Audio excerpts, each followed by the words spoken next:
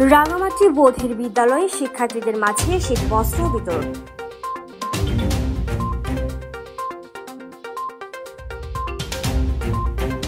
রাঙামাটি বধির বাকশ্রবণ ও অন্ধ কল্যাণ বিদ্যালয়ের শিক্ষার্থীদের মাঝে শীতবস্ত্র বিতরণ করা হয়েছে।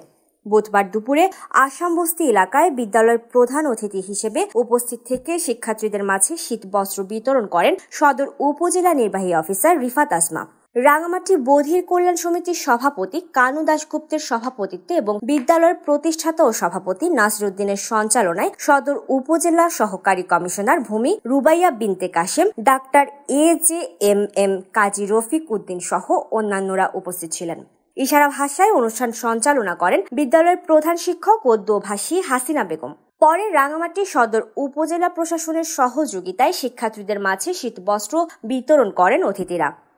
Desk report, CHT TV।